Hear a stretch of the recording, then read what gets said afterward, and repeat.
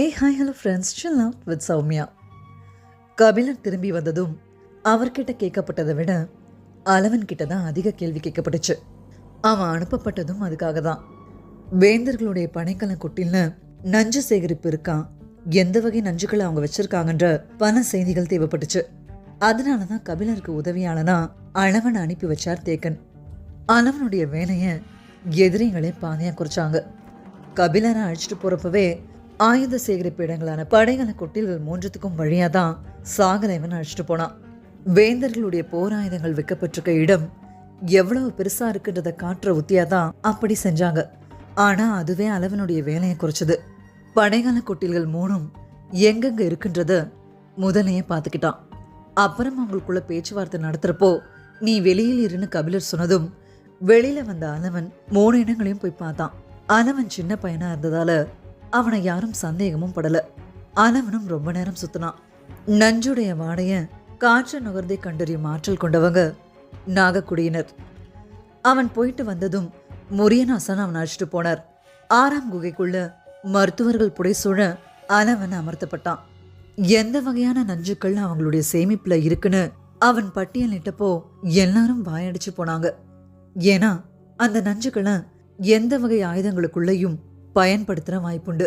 இதனால வீரர்கள் தாக்கப்பட்டா களத்துக்குள்ளேயே செஞ்சுக்க வேண்டிய மருத்துவம் என்ன, களம் விட்டு வெளியில கொண்டு வர வரைக்கும் தாக்கப்பட்டவங்களுக்கு உயிர் நிலைக்குமா, அதுக்கு என்ன வழி, மருத்துவ சாலையை இவ்வளவு உயரத்துல இரளிமேட்ல அமைஞ்சிருக்கிறது எந்த வகையில பயன்படும், நாகக்கரட்டுக்கு கீழே உடனடி மருத்துவத்துக்கு வகை செய்யற ஏற்பாட்டை செய்ய வேணுமான்னு உரையாடல்கள் தொடர்ந்துச்சு.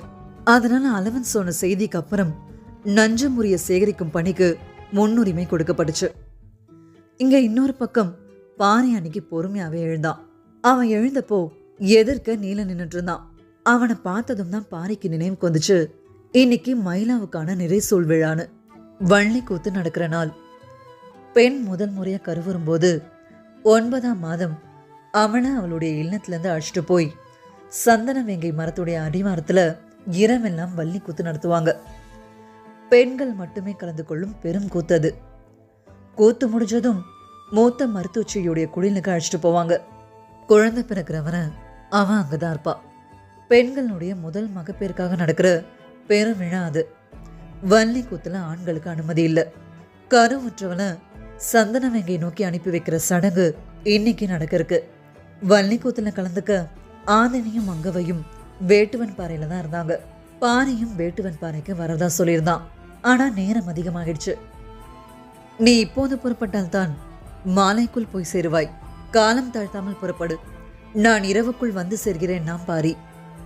பாரியுடைய சொல் கேட்டு நீலன் புறப்பட்டான். கூட அவன் தோழர்கள் பொங்கன் உள்பட 10 பேர் புறப்பட்டாங்க. உணவு முடிச்ச கொஞ்ச நேரத்துல பாரியும் வேட்டுவன் பாறை நோக்கி புறப்பட ஆயத்தமானப்போ நாகக்கரட்ல இருந்து குதிரை வீரர்கள் 2 பேர் வந்தாங்க. முடியன் உடனே தங்களை அழைத்து வர சொன்னார்னு சொன்னாங்க. போர் தொடர்பான முக்கியமான செய்தியா இருக்கும்னு புரிஞ்சுக்கிட்டு உடனே புறப்பட்டான் பாரி. தேக்கனும் கபிலரும் கூட பின்தொடர்ந்தாங்க. மாலை நேரம் நெருங்கிட்டு இருந்துச்சு. நீலன் வேட்டுவன் பாறைக்கு வேகமா போயிட்டு இருக்க போற வழியில குமரி வாகைய பார்த்தான். வாகை மரத்துல முதலா பூக்குற வாகைய குமரி வாகைன்னு சொல்லுவாங்க. குமரி வாகை மலர் பேரழில் கொண்டுதான் இருக்கும். மயிலாவுக்கு சூடுறதுக்காக அதை பறிச்சுக்கிட்டு பயணத்தை தொடர்ந்தான். வேட்டுவன் பாறைக்குள்ள நுழையும் போது ஒரே விழா கோலம் கொண்டிருந்துச்சு.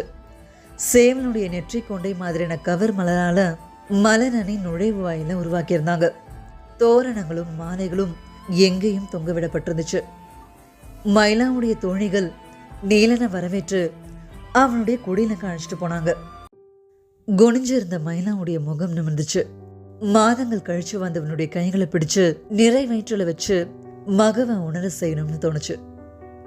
நீ கொடுக்கும் முத்தத்தை உள்நாக்கு நழுவி உணர்வது போல இருக்கிறது அடி வயிற்றில் துடிக்கும் மகவின் செயல்னு அவன் காதல சொல்லணும்னு ஆசையா இருந்துச்சு. ஆனா அவன் முகத்தை பார்த்த கணம் எல்லாம் சொல்லப்பட்ட உணர்வோட அமைதியானான். அவளை பார்த்தபடி எதிர்க்க உட்கார்ந்தான் நீலன். கொஞ்ச நேரம் கழிச்சு சிரிச்ச முகத்தோட நீலன் கிட்ட வந்து அமர்ந்தான் ஆதினி. விரிந்த மலர்களால தொடுக்கப்பட்ட மாலைய மயிலாவுடைய கையில கொடுத்து நீலனுக்கு சூட்ட சொன்ன ஆதினி. அத வாங்கின மயிலா மலர்ந்த முகத்தோட விரைமலர் மாலைய நீலனுக்கு சூட்டினான்.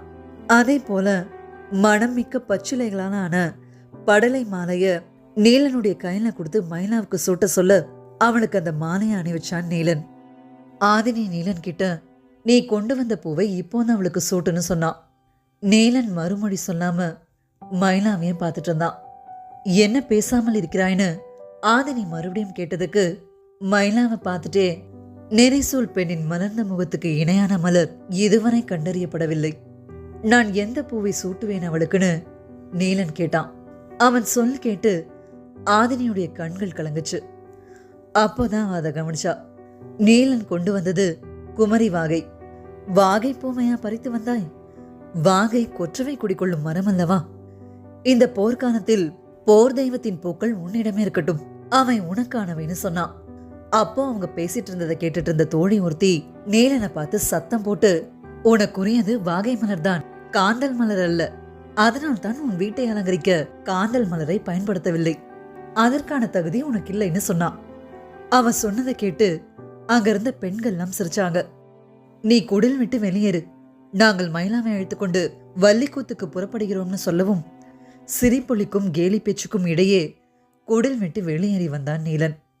ஆனா வெளியே வந்தவனுக்கு ஏன் காந்தல் மலர் பயன்படுத்தல, தனக்கு அந்த தகுதி ஏன் இல்லைன்னு தெரிஞ்சுக்கணும்னு நினைச்சான். அவனை பார்த்து அப்படி சொன்னவளே வெளியே வந்தா. அப்போ அவன்கிட்டே அவனுடைய சந்தேகத்தை கேட்டான். காந்தல் மலர் மலரும் வரை தேனியோ வண்டோ காத்திருக்காது, கிண்டி மலர செய்து தேன் பருகும். ஆனால் நீ அப்படி அல்ல, பொறுமை காத்திருக்கிறாய். மனமான பிறகுதான் மகவை பெற்றுள்ளாய். எனவே உனக்கு காந்தல் மலரை சுடும் தகுதி இல்லைன்னு சொன்னபடி சிரிச்சுட்டே ஓடினான். நீலனுக்கு என்ன சொல்றதுன்னு தெரியல. நான் அப்படி இல்லைன்னு சொல்றதா அப்படிதான்னு சொல்றதான்னு புரியாம குழப்பத்துல நின்னான். நேரமாக வள்ளிக்கூத்துக்கான ஏற்பாடுகள் தீவிரமாச்சு. நீலன் ஏக்கத்தோட பார்த்துட்டு இருக்க மயிலாவை அழிச்சிட்டு புறப்பட ஆயத்தமானாங்க பெண்கள். இன்னொரு பக்கம் போர் முரசுகள் ஒழிக்க படைக்கலத்துடைய 3 மூலைகள்லையும் போர் பலிக்கான சடங்குகள் உச்சி பொழுதுல தொடங்குச்சு. முரசுகள் அதிர்ற ஓசைகள் அங்கங்க கேட்கறத அறிஞ்ச முடியன் எதிரி படையில ஏதோ நடக்குதுன்னு நினைச்சு பாரியை அழைச்சிட்டு வர சொல்லி வீரர்களை அனுப்பி வச்சான். பாரியும் தேக்கனும் கபிலரும் நாகக்கரட்டுக்கு வந்து சேர்ந்தாங்க. படைகளுடைய 3 திசைகள்லையும் 3 பலி சாலைகள்லையும் சடங்குகள் தொடங்குச்சு. ஆனா முக்கியமான சடங்கு மூஞ்சல்ல நடக்க இருந்துச்சு. அது பகலுடைய மறைவுக்கு பிறகுதான் தொடங்குறதுச்சு. பொழுது மறைய தொடங்கும் போது பலி சடங்கு உச்சம் கொள்ள தொடங்குச்சு. அங்க மூஞ்சல் இன்னொரு சடங்குக்காக ஆயத்தமாகிட்டு இருந்துச்சு. அது யட்சணிக்கான சடங்கு. நிலமெங்கும் இருள் கவிழ சடங்குக்காக மலர்களாலும் குருதி பிசைஞ்ச திணைமாவாலும் நார்சதுரமிடப்பட்ட நிலம் நோக்கி அதை அழைச்சிட்டு வந்துட்டு இருந்தாங்க. பேய் முரசு முழங்குச்சு. வீரர்களே அஞ்சு நடுங்கிற பேரோசை இரவெங்கையும் பரவுச்சு. நேத்து வர பாண்டிய பேரரசருடைய சிறப்புக்குரிய முதுயானை பவனவந்திகை இப்பயும் யட்சினியுடைய வாகனம். முரசுகளுடைய முழக்கத்துக்கு ஏற்றபடி அதை இருளுக்குள்ள அழைச்சிட்டு வந்தாங்க. சடங்கு நிலத்துல போசகர்களுடைய பெரும் கூட்டம் நின்றுட்டு இருந்துச்சு. கொளிச்ச ஈரத்தை உலர்த்தாம நீர்வடிய நின்றுட்டு இருந்தாங்க மூவேந்தர்களும். நள்ளிரவை நெருங்க கொஞ்சம் நேரம் தான் இருந்துச்சு. அப்போ பவனவந்திகைய மண்ல அமர வச்சான் பாகன். அதனுடைய முகம் முழுசையும் தோலாடைகளால இருக கட்டினாங்க. நாகக்கரட்டுடைய உச்சியில நின்னபடி படைகள் இருக்கிற திசையே பார்த்துட்டு இருந்தான் பாரி. நண்பகல்ல போர் சடங்குகள் 3 மூலைகள்லையும் தொடங்குச்சு. ஆனா இரவான பிறகும் சடங்குகள் முடியல. படைகளுடைய நடுப்பகுதியில சடங்கு ஒன்று தொடங்குற ஓசை கேட்டதும் இது என்ன புதியதா இருக்கிறதேன்னு இருளுடைய திசையை பார்த்தபடியே நின்றுட்டு இருந்தாங்க. நல் இரவு தொடும் நேரத்துல யானை ஒன்னுடைய சாவு பிளிரல் இருள் எங்கேயும் எதிரொலிச்சது. வேந்தர்களுடைய வீரர்கள் எல்லாரும் பேய் கூச்சல் எழுப்பி ஆயுதங்களை ஒன்னோட ஒண்ணு உரசி வெற்றி முழக்கமிட்டாங்க. நாகக்கரட்டுடைய மேல இருந்தவங்களுக்கு என்ன நடக்குதுன்னு புரியல. ஆனா யானையுடைய பிளிரல் கேட்ட கணம் கபிலனுடைய உடல் நடுங்கி மீண்டுச்சு. கொஞ்ச நேரத்துக்கு அப்புறம் மெல்ல சொன்னார், அவர்கள் யட்சணிக்கான சடங்கை நடத்தி இருக்கிறார்கள்னு. அப்படி என்றால் என்னன்னு விளக்கம் கேட்டான் முடியன். காக்கும் போருக்கும் தாக்கும் போருக்கும் அந்தந்த தெய்வ வழிபாட்டு சடங்குகளை நடத்துவார்கள். ஆனால் பேரழிவை உருவாக்கும் போருக்கு யட்சினி வழிபாட்டை நடத்துவார்கள். அவள் அழிவின் தேவதை. எதிரியின் படை நோக்கி அவனை ஏவிவிடும் சடங்குக்கான பெரும் பலியை அவர்கள் கொடுத்துள்ளனர்னு கபிலர் சொன்னார். எல்லாரும் அமைதியா கேட்டுட்டு இருக்க கபிலர் சொன்னார், அவர்கள் தாக்குதலை தொடங்கப் போகிறார்கள்